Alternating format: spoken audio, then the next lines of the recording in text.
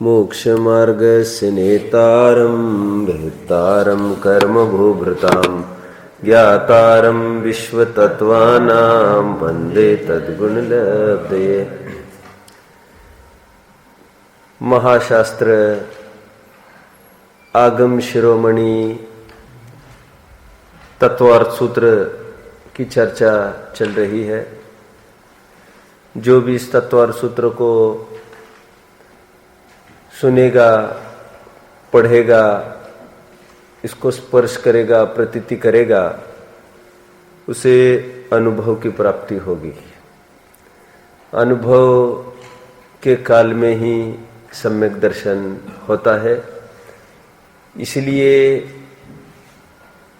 सम्यक दर्शन का स्वरूप बताते समय तत्वार्थ श्रद्धानम सम्यक दर्शनम बताया।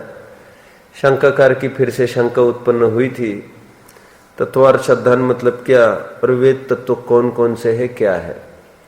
तो जीव, अजीव, आश्रव, बंध, संवर, निर्जरा, मोक्ष, इन तत्वों का भली भांति निर्णय करना, स्वरूप समझना, ऐसा आचार्यों का कहना था।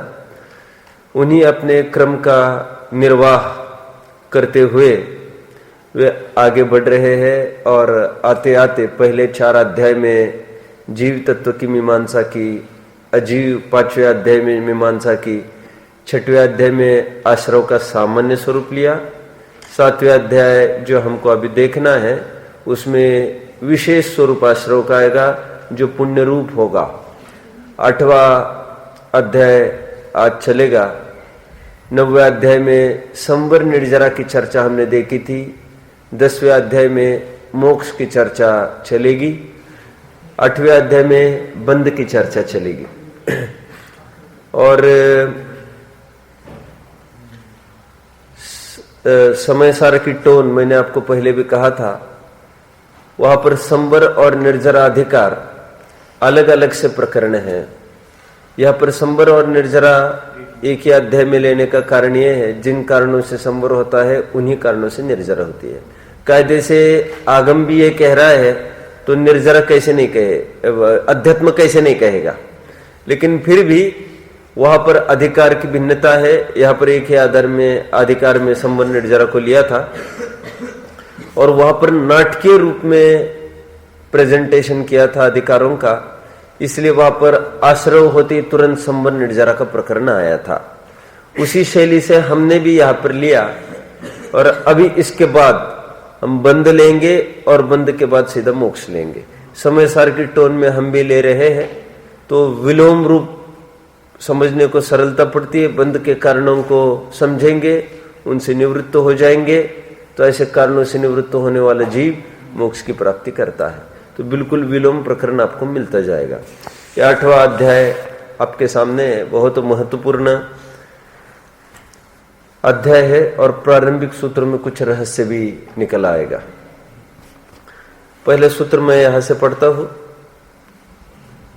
मिथ्या दर्शन अविरति संधि विच्छेद करके पढ़ रहा हूं। प्रमाद, कषाय, योगा, बंध हेतवः, ये पहला सूत्र है। बहुत इच्छा थी मुझे कि जब 6वां अध्याय चला था तो हमने साथ साथ मोक्ष मार्ग प्रकाशक का भी आधार लिया था। टोडरमल जी का इसमें क्या कहना है, गुप्ती का निरूपण आया। अभी 9वें अध्याय में भी हमने देखा गुप्ती आई तो गुप्ती के बारे में टोडरमल जी का क्या कहना, समिति आई तो उनके बारे में क्या कहना, धर्म, अनुप्रेक्षा, परिचय, चारित्र, हर जगह टोडरमल जी को खड़ा किया था। और आश्रव अध्याय में ये भी पैराग्राफ पढ़ा था 226 वाला मोक्ष मार्ग प्रकाशक का, लेकिन और एक पढ़ना रह गया था तो आज उसकी पूर्ति होगी, क्योंकि आश्रव अधिकार और बंध अधिकार में कुछ अंतर नहीं है। विशेष अंतर आपको ख्याल में नहीं आएगा 6 और 8वें अध्याय में। अब ये कह सकते हो 6वें अध्याय में जिसको ऑलरेडी निरूपण कर चुके हैं, 8वें अध्याय में उसका पुनः संक्षिप्त निरूपण होगा कि क्या नया निरूपण करेंगे, क्योंकि जिन कारणों से आश्रव होता है उन्हीं कारणों से बंध होता है। वहां पर पहला ही सूत्र क्या लिखा था, काय, वांग, मनः, कर्म, योगा, योग का स्वरूप वहां पर बताया था। और फिर आगे क्या लिखा था, दूसरा सूत्र, साश्रव, योग से आश्रव होता है। योग तक के कारण से आश्रय होता है। योग तक अभी यहां पर बोल ही रहे, मिथ्या दर्शन वृत्ति प्रमाद कषाय योगा बंद है। तो जो आश्रय के कारण है वही बंद के कारण है, अलग से कुछ कारण नहीं है। दौलत राम जी ने मिथ्या अवृत्ति और प्रमाद कषाय सहित उपयोगा, आगे क्या लिखा, आगे उसके आगे की लाइन, यो अजीब अब आश्रय सुनिए मनोवच काय त्रियोगा मिथ्या अवृत्ति और कषाय बंद सहित उपयोग, क्या प्रमाद सहित उपयोगा। अब वो ये कह रहे हैं कि आश्रय के 5 कारणों के रूप में गिना है दौलत राम जी ने वहां पर, और यहां पर किस रूप में गिना रही है, बंद के रूप में। सो कोई तकलीफ की बात नहीं है, जो जो आश्रय के कारण होते हैं वे सब बंद के कारण ही होते हैं, क्योंकि मूल में तो आश्रय ही बंद का कारण है। तो मिथ्या दर्शन अवृत्ति प्रमाद कषाय योग को का स्वरूप समझने के पहले मैं आपको एक मूलभूत अंतर दिखाऊंगा। एक समय सार एक जगह खड़ा करो दिमाग में, और तत्व और सूत्र तो है ही ये खड़ा। ये 2 आचार्य आमने सामने खड़े हैं, कौन, कुनकुन स्वामी और उमा स्वामी। दोनों की दृष्टि में बंध की चर्चा हम विचार करते हैं थोड़ी। हम देखेंगे यदि समय सार को खोल के तो हर जगह एक टोन आपको मिलेगी, अज्झौ सिधेन बंधो, सत्येऊ मारेऊ माव मारेऊ। अर्थ कुछ समझ में आ रहा है? अज्झौ सिधेन बंधो, देवेश नहीं दिख रहा क्या आज? उठाया नहीं क्या किसी ने? अज्झौ सिधेन बंधो, अध्यवसान से ही बंद होता है। अध्यवसाय कहो, अध्यवसान कहो, ये एक अर्थवाची है। इसमें क्रिया और कर्म का व्याकरण संबंधी फर्क पड़ता है, एक अर्थवाची है। अध्यवसान मीन्स अज्ञान, और अज्ञान मतलब इस प्रकरण में मिथ्या दर्शन की बात है, श्रद्धा की तरफ से बोलेंगे तो। अध्यवसान का अर्थ कैसा आएगा उसको थोड़ा देखते हैं। अधि अवसान, अध्यवसान होगा ना, अधि अवसान, अवसान का अर्थ नाश। कहां पर आया? कर्म के अवसान का, अवसान का अर्थ नाश होता है। अध्यवसान की शब्द की तरफ मैं हमेशा कहता हूं, वर्ड नॉलेज करिए, आपको बहुत आनंद आएगा। अध्यवसान नाश, अधि का अर्थ होता है ज्ञान, ज्ञान का जहां नाश होता है। अध्यवसान का अर्थ अज्ञान क्या है। ओके, कहीं कहीं अवसान का अर्थ फैलना, बढ़ना भी लिया जाता है। कहां पर? अभी अध्यवसाय, ये सुनिए सब, मैं अच्छी बात बताऊंगा सब। अध्यवसाय का अर्थ मैंने अभी भी क्या बताया? अज्ञान। देखिए ये वर्ड वोकेबलरी से परिचित आपको होना पड़ेगा जैन दर्शन की। बहुत टाइम पहले की बात है, 1-2 साल पहले काफी बात चली मेरी भाई साहब के अध्यवसान और अध्यवसाय को लेकर। एक्चुअली अध्यवसाय का अर्थ अज्ञान बोला जा रहा है ना। कभी अध्यवसाय का अर्थ ज्ञान भी लेना है आपको मात्र। कैसे बनेगा? क्यों? संशय विपर्य अनध्यवसाय। वहां पर अनध्यवसाय का अर्थ क्या क्या? वहां पर अनध्यवसाय का अर्थ अज्ञानता के अर्थ में आया।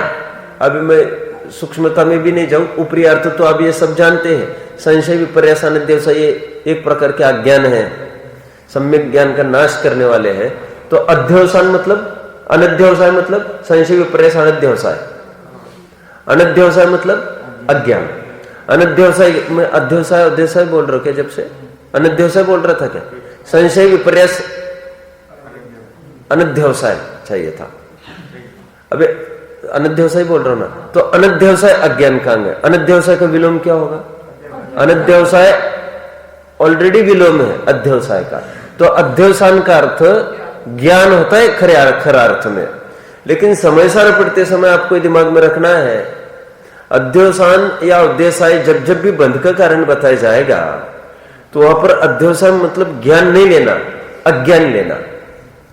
ये पर्टिकुलर आपको समझना पड़ेगा इतना अर्थ कि जैसे ये भी बहुत जगह कथन मिलेगा आपको समय सार में कि अभिनिवेश से संसार होता है।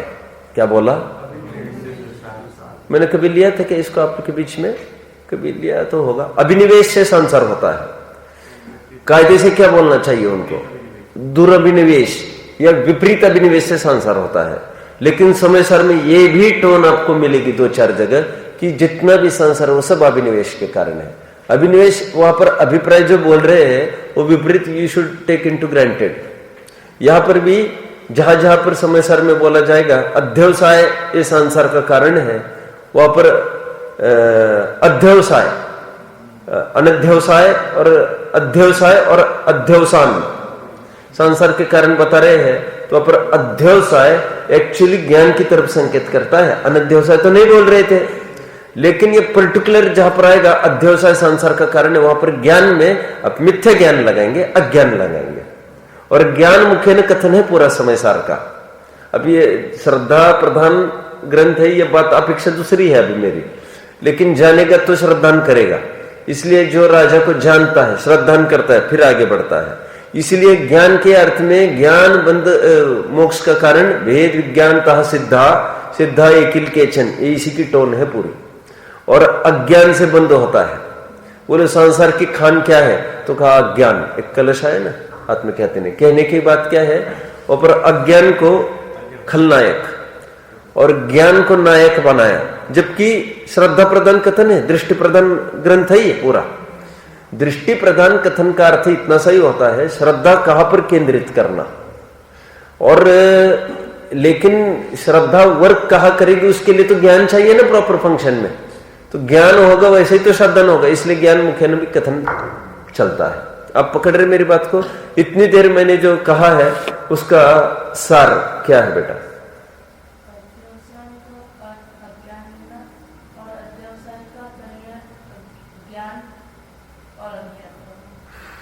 वैसे दोनों में अध्यवसान और अध्यवसाय है ना। सुनो सब समझो, अध्यवसाय और अध्यवसान समय सार में निगेटिव अर्थ में प्रयुक्त किया गया है।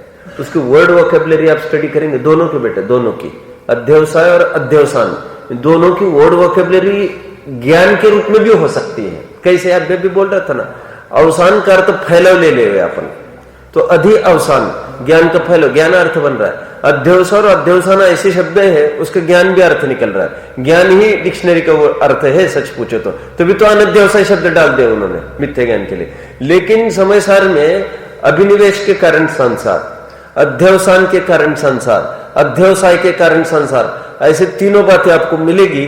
वहां पर उनको समझना ही मिथ्या की बात चल रही है। बार बार नहीं कहेंगे वे दुरभिनिवेश नहीं कहेंगे। अभिनिवेश के कारण सब हुआ है, तुम्हारे सब अभिनिवेश के कारण संसार हुआ। चलना है आगे। एक बात तो ये हुई, मुझे तो मूल अभी प्रतिपाद्य बताना है।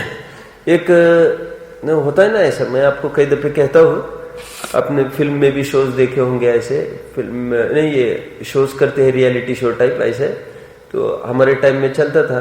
एक पर्टिकुलर आदमी आता था, वो एक एक हीरो की एक्टिंग करता है आकर, है ना। जैसे किसी की, अब मैं नहीं करके दिखा रहा हूं कुछ, वो इसकी करेगा तो ऐसे ये ऐसा बोलेगा, उसकी करेगा तो ऐसा, सभी हीरोज की अलग अलग वो बोलता था आकर।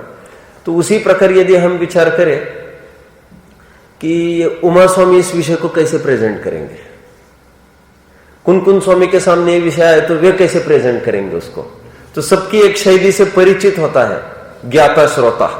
तो बराबर कहेंगे ये प्रकरण आएगा तो तुरंत संबंधभद्र स्वामी ऐसा बोलेंगे, तुरंत न्याय में फटाफट चले जाएंगे। अन्वय व्यतिरिक ऐसा ऐसा लगाने की उनको आदत है। अमृतचंद्र स्वामी के पास आएगा, जयसेन स्वामी के पास आएगा, एक एक नए को, फिर नहीं सद्भुत में तो ऐसा ही है, फिर लेकिन असद्भुत में ऐसा समझना, परम शुद्ध निश्चय से तो ऐसा ही है, और अतीन्द्रिय सुख से विलक्षण ऐसे दुख को, ये उनकी टोन समझ रहे हैं आप लोग सब। अभी उसी प्रकार एक टॉपिक सेट किया गोष्ठी का। मान लो आज हमारे यहाँ डिबेट है शाम को, और दोनों विद्वान आमंत्रित है। ये विद्वान कौन है? आचार्य कुंद और आचार्य अमृतचंद्र और उमा स्वामी। अब दोनों को टॉपिक दिया बोलने के लिए, क्या दिया है? बंध। तो जब भी माइक मिलेगा कुंद को, तो वे इंटरप्रेट करते समय कहेंगे अध्यवसान ही बंध है, और ये पूरी थीम यू कैन वॉच, पूरे समय सार का बंध अधिकार पढ़ेंगे, सभी गाथाओं का एक ही भाव निकलेगा, अध्यवसान से बंद होता है, अध्यवसान से।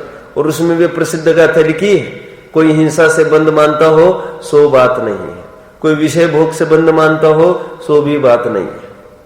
फिर वो कितना आधार उन्होंने ये भी दिया, उच्चालयम पाए इरिया समिदस्स निगम ठाए आबाधेज कुलिंगम। अर्थ पकड़ रहे होंगे आप। उच्चालयम पाए, पैर को उठाने पर, इरिया समिदस्स निगम ठाए, निर्गमन चल रहा है उनका, देख देख कर इरिया समिति वालों का पैर उठा उठाकर। आबाधेज कुलिंगम, और बाधा को प्राप्त हुआ कोई सूक्ष्म जीव उसमें आकर। आबाधेज कुलिंगम जोगमसिज मरिज जोगमासिज, उनके योग से वो जीव मरण को प्राप्त हुआ। नहीं तस् तन निमित्तो, उस निमित्त से सचमुच बंधो सुहमोदि देशिदो समय, सूक्ष्म भी उसको लेकर बंद नहीं हुआ है। किस प्रकार, बहुत अच्छी बात कही अंत में उन्होंने, क्या मुच्छा परिग होती है, जिस प्रकार अध्यात्म में मूर्छा को परिग्रह कहते हैं, उसी प्रकार अध्यात्म में हिंसा को ही, प्रमाद को ही हिंसा कहते हैं बोले। और प्रमाद मतलब आत्म स्वभाव में जागृत में रहना हो प्रमाद। तो कहते हैं ऐसा तो प्रमाद नहीं है उनके, तो बराबर वे अहिंसक माने जाएंगे। कुन कुन स्वामी को जब ये बंद पर बोलने का प्रसंग बनेगा, वो एक ही बात बोलेंगे, प्राणी मरे अथवा ना मरे, बंद हो और यत्नाचार से। बहुत सारी गाथा, अध्यव सिधे न बंधो, अध्यवसान से बंद होता है। सत्य मारेऊ माव मारेऊ, सत्य ये जीव मरे अथवा न मरे, ये सो बंद समासो, ये पूरा बंद का संक्षेप है जिनागम का। तुम अध्यात्म की बात करो ना, पूरा जिनागम का ये संक्षेप है। क्या संक्षेप है? अध्यवसान से ही बंद होता है। और ये 10 गाथा आपको याद होगी। कोई किसी को जिला सकता है, कोई किसी को मार सकता है, बंदाधिकार की। उसमें एक में एक ही बात कहते हैं, जो ये मानता है कि मैं दूसरों को जिलाता हूं, बोलो तुम कैसे जिला सकते हो जब तुम आयु दे सकते नहीं? तो दे सकते होते तो कदाचित ऐसा बोलते। तो सब जगह एक बात को सिद्ध किया उन्होंने कि अध्यवसान ये बंद का कारण है। पूरी थीम उनकी स्क्रिप्ट ये बनेगी। और टोडरमल जी ने उसी स्क्रिप्ट पर अपना मोक्ष मार्ग प्रकाशक लिखा है, और अधिकांश रूप से इसलिए इस ग्रंथ को आध्यात्मिक ग्रंथ कहा जाता है। आइए उनकी टोन को देखते हैं। फिर उमा स्वामी किस प्रकार माइक हाथ में आने पर वो बोलेंगे, उसकी चर्चा तो हमको करनी है। वे देखो क्या कहेंगे, देखो ऐसा है, ये है, ये है, ये है, ये सब बंद के कारण है। और ये अध्यात्म में ऐसा नहीं होगा।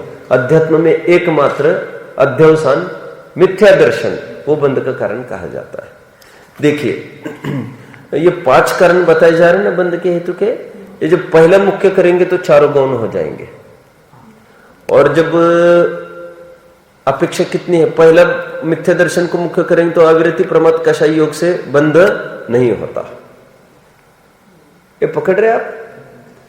ये एक बात ये हुई। कौन सा है वो, कर्म जाल वर्गणा सो जग में न बंधे जी, बंधे न कदापि मन वच काय योग सो, चेतन अचेतन की हिंसा सो न बंधे जी, बंधे न कदापि विषय विषय रोग, क्या विषय विषय भोग सो। ठीक है, क्या क्या बात ले रही है इसमें? ये कह रहे योग से नहीं होता, कार्मन वर्गना से नहीं होगा, योग से नहीं होगा, और हिंसा से भी नहीं होगा, मुनि की तरफ से बात करी, भोग से भी नहीं होगा, चक्रवर्ती की तरफ से भी बात करी, इनसे कुछ होता ही नहीं। और बंदे एक अशुद्ध राग आदि से, एक अशुद्ध भाव से ही बंद होता है। ये पूरी टोन पकड़ में आ रही है आपको? ये किसको बना रही है मुख्य? पूरा मिथ्या दर्शन को विषय। एक कषाय भी नहीं लेना अभी, क्या क्या अपेक्षा बता रहा हूं सब समझ लेना। एक तो मिथ्या दर्शन को विषय बनाएगा, ओनली इतने ही पार्ट को खूब उभर कर लाएगा। ये अध्यात्म को ये काम दिया है। कौन कौन स्वामी ये काम करेंगे? फिर कभी कभी ये होगा बंद का कारण ये कषाय तक की एक लॉबी को लिया जाएगा, अपेक्षा दूसरी। कषाय मिथ्या दर्शन अविरति प्रमाद कषाय से ही बंद होता है। योग से थोड़े ना बंद बंद होता है, कोई स्थिति अनुभागी मायने रखता है। ये होगा। और तीसरी विवक्षा फिर पांचों को प्राचों को प्रेजेंट किया जाएगा। द्रव्यार्थिक नहीं से पांचों बंद के कारण है, और पर्यार्थिक नहीं से, तो पर्यार्थिक नहीं से मतलब नहीं क्यों लगाया मैंने, संक्षेप और विस्तार, ऐसा मुख्य और गौण की अपनी अपनी व्यवस्था है ये। अभी देखिए अपन टोडरमल जी को थोड़ा सा पढ़ते हैं, उनकी टोन देखते हैं। ये 226 पेज आपके पास होगा, देखिए।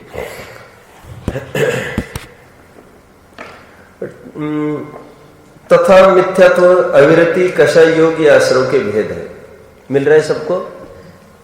ये मिल रहा है सबको? तथा मिथ्यात्व अविरति कषाय योग ये आश्रव के भेद है। 226 खोलिए, ठीक है?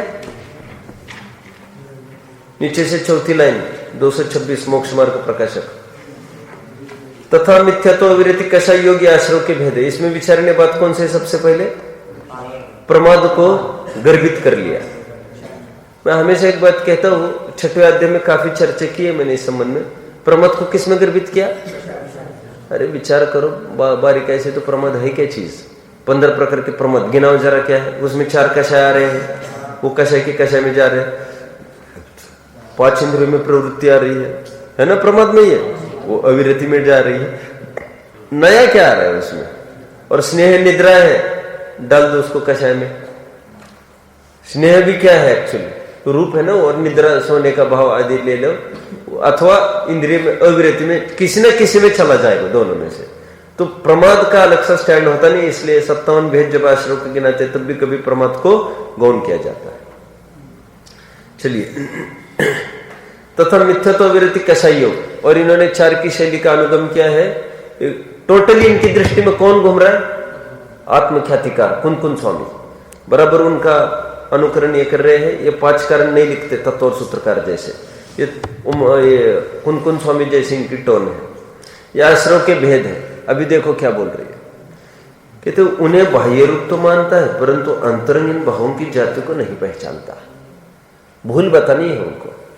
मिथ्यात्व अविरति कषाय और योग के बहिरंग रूप को तो पहचानता है, अंतरंग रूप की तरफ इसको खबर ही नहीं है।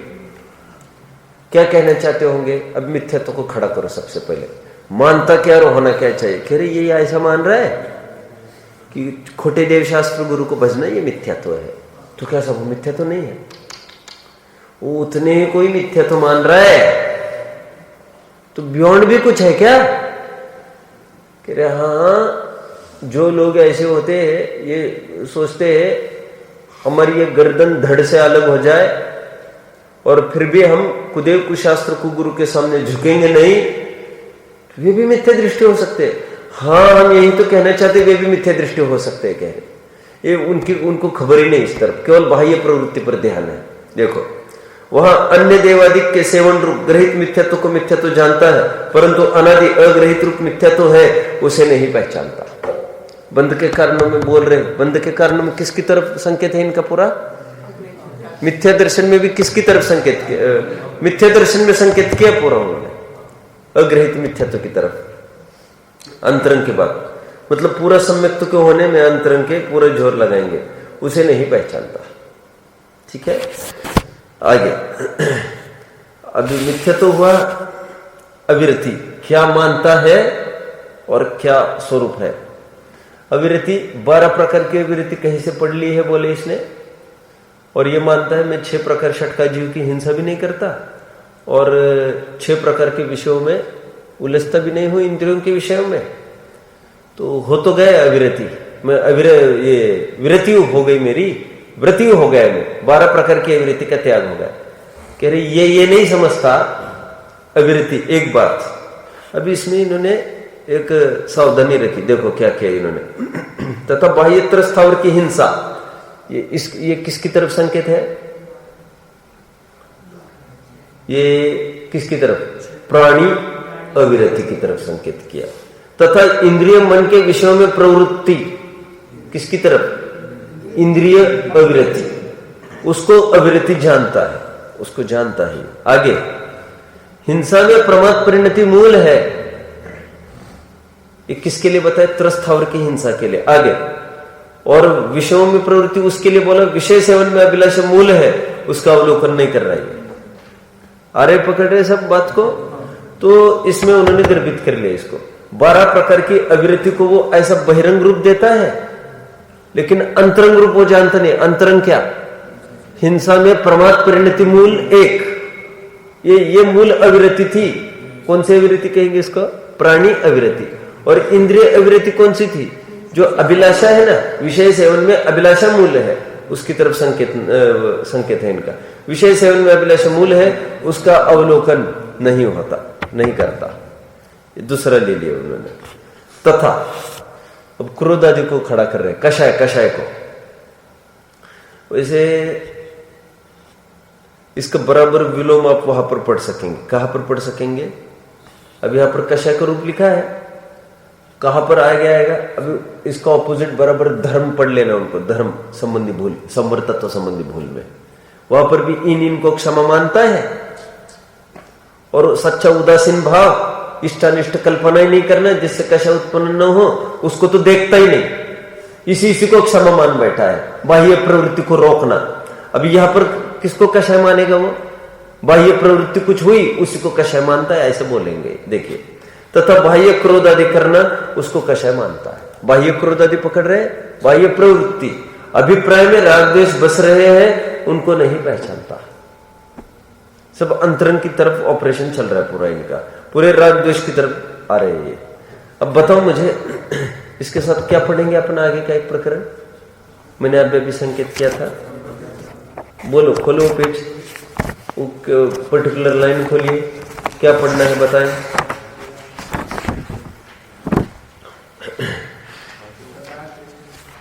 तथा बंदादिक के भय से, पूरा ही पढ़ लेते हैं। धर्म 228 पेज पर आइए। धर्म तथा बंदादिक के भय से अथवा स्वर्ग मोक्ष की इच्छा से क्रोध आदि नहीं करते, परंतु वह क्रोध आदि करने का अभिप्राय तो मिटा नहीं।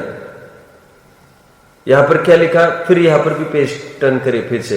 तथा बाह्य क्रोध आदि करना, उसको कैसे कहता है? अभिप्राय में राग द्वेष बस रहे हो, उनको नहीं पहचानता। सेम बात है, विलोम बात चल रही बिल्कुल। ये अश्रव, वो संवर, इसलिए यहां पर कषाय, वहां पर धर्म। और धर्म में क्षमा ले लो अभी थोड़ी देर के लिए। तो जिसकी एक संबंधी भूल होगी, दूसरे संबंधी तो होगी ही। आगे, जैसे कोई राजा आदि के भय से अथवा महन पने के लोभ से परिस्त्री का सेवन नहीं करता। ये किसका स्पष्टीकरण हुआ? वैसे विषय सेवन में उदाहरण लिया है, उदाहरण तो विषय सेवन का लिया है। ऊपर अभिलाषा वाला उदाहरण में, सिद्धांत में चला जाएगा ये उदाहरण। तो उसे त्यागी नहीं कहते। वैसे ही यह क्रोधाधिक त्यागी नहीं है, तो कैसे त्यागी होता है? पदार्थ अनिष्ट इष्ट भाषित होने से क्रोधाधिक होते हैं। तब तत्वज्ञान के अभ्यास से कोई इष्ट अनिष्ट भाषित न हो, तब स्वयं में ही क्रोधाधिक उत्पन्न नहीं होते। वही सच्चा धर्म है, क्षमा आदि की बात है। तो ये प्रकरण आ गए, आगे बढ़ते हैं। अभी योग की बात लेते हैं। क्या कहना चाहते हैं टोडन मुझे? देखो, ये बाह्य चेष्टाओं को मिटाता है और उसको मानता ही योग का हमने नाश कर दिया। ये अंतरंग प्रवृत्ति को समझता नहीं है, तथा बाह्य चेष्टा को उसे योग जानता है, शक्तिभूत योगों को नहीं जानता। वहां पर क्या प्रकरण पढ़ेंगे अभी? बिल्कुल इसके सामने गुप्ती, राइट? पकड़ रहे क्या? देखो, शक्तिभूत योगों को नहीं समझता। शक्तिभूत योग मतलब क्या कहना चाहते हैं? अंतरंग का अभिप्राय क्या पड़ा है, उसकी तरफ संकेत है इनका। देखो, गुप्ती में क्या था? बाह्य मन वचन का की चेष्टा मिटाए, पाप चिंतन न करे, मौन धारण करे, गमन आदि न करे। खोल दिया ना पूरा, इसमें खोल दिया इन्होंने। वहां पर भी ऐसे समझ लेना, जैसे वहां पर लिया है ना, क्या लिया है? बाह्य चेष्टा हो उसे योग जानता। तो बाह्य चेष्टा हो, मन की चेष्टा हो, पाप का चिंतन हो और बोलचाल हो, गमन हो, उसको तो चेष्टा मानता है। ऐसा भी वहां पर भी हो सकेगा। सो यहां तो मन में भक्ति आदि रूप, ये शक्तिभूत योग, मन में भक्ति आदि रूप प्रशस्त राग से नाना विकल्प होते हैं। वचन काय की चेष्टा स्वयं ने रोक रखी है, तो रोकने में विकल्प वहां पर लगा है।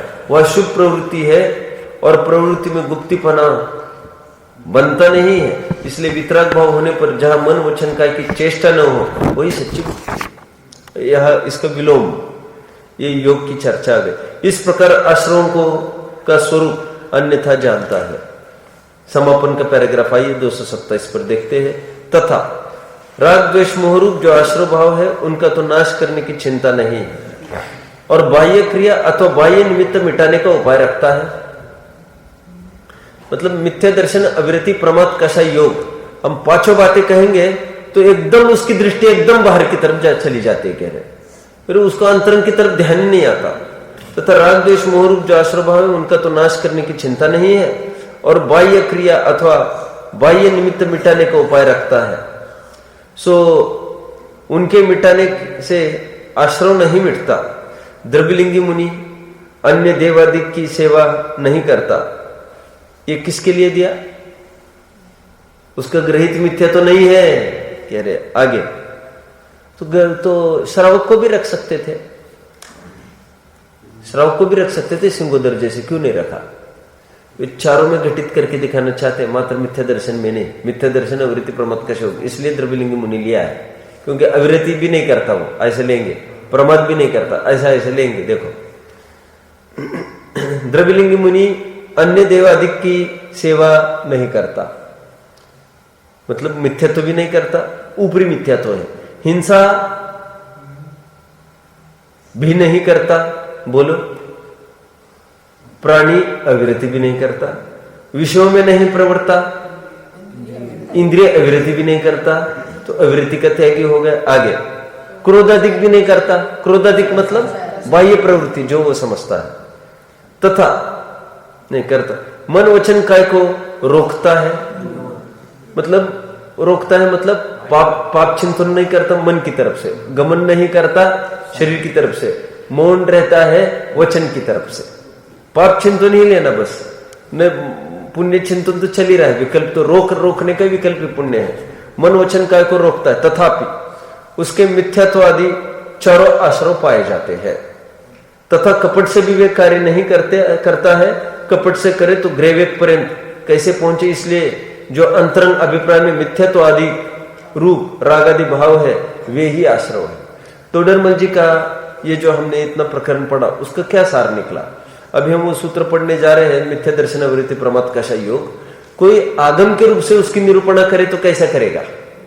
देखो अविरति का अभाव मतलब बाहर की वो इतने प्रकार के जीव है, षटकाय के जीव की हिंसा नहीं करता, फिर वो इतने विषयों में प्रवृत्ति नहीं करता, पूरी प्रवृत्ति रूप इंटरप्रेट करेगा। और टोडरमल जी ने पूरा मिथ्या दर्शन अविरति प्रमाद कषाय योग का अंतरंग स्वरूप यहाँ पर बताने का प्रयास किया और पूरा ये आध्यात्मिक टच यहाँ पर लाया। और कुन स्वामी का क्या कहना है? छोड़ो इन बातों को भी, एक मिथ्या दर्शन अध्यवसान ही बंध का कारण है। और उमा स्वामी एक आगम की विवक्षा में यहाँ पर बोल रहे हैं कि मिथ्या दर्शन ही बंध का कारण है, ऐसा नहीं है। अविरति प्रमाद कषाय योग ये सब बंध के कारण है। ठीक है, अब दूसरा सूत्र उठाना है, कल ले लेंगे। इसके साथ एक काम करना, और अपने एक चार्ट देखा था, आपको याद होगा संवर अधिकार के प्रारंभ में पहले दिन अपने चार्ट बनाया था संवर अधिकार के पहले पीरियड में। तो मैंने लिखाया था कि गुणस्थान अनुसार कितने कितने कर्म प्रकृतियों का संवर होता है, आश्रय किन का होता है, संवर होता है। तो वहां पर संवर, द्रव्य संवर का प्रकरण बंध विच्छुत्ति लिखाया था, उसको मैं कह रहा था बंध विच्छुत्ति मतलब द्रव्य संवर ले लेना। अभी प्रकरण बंध का चल रहा है, तो वो टेबल फिर से विचारणीय है अभी कि कौन से गुण स्थान तक कितने प्रकृतियों का बंध होता है। जैसे मिथ्या दर्शन है, कहां तक बंध होगा? पहले में ही बंध होता है इसका, दूसरे में भी मिथ्या दर्शन का बंध नहीं होता, तीसरे में तो बंद होता ही नहीं है, दूसरे में भी मिथ्या दर्शन का नहीं होगा। मिथ्या दर्शन अविरति कहां तक बंधेगी? चौथे तक तो बंधनी है, और पांचवें में बंधेगी। किस संबंधी अविरति बंधेगी? 11 संबंधी अविरति बंधेगी। कौन सी संबंधी अविरति नहीं बंधेगी? त्रस संबंधी अविरति नहीं बंधती। अब जानते 12 अविरति में से पंचम गुण स्थानवर्ती मात्र त्रस अविरति का त्यागी हो गया है, बाकी 5 स्थावरों में भी उसकी प्रवृत्ति है और इंद्रियों में भी प्रवृत्ति है। तो बंद, अविरति का बंद कहां तक? किसी अपेक्षा से चौथे तक तो है ही, किसी अपेक्षा से एक देश रूप से 5वें तक भी बंद होता है अविरति का। और प्रमाद का बंद छठवें तक प्रमाद संबंधी। कषाय का बंध 10वें, और 10वें तक चलेगा, और योग 13वें तक रहेगा। ऐसे गुणस्थान की परिपाटी आप लगा लेना, देखेंगे क्या। ओम नमः। हाँ।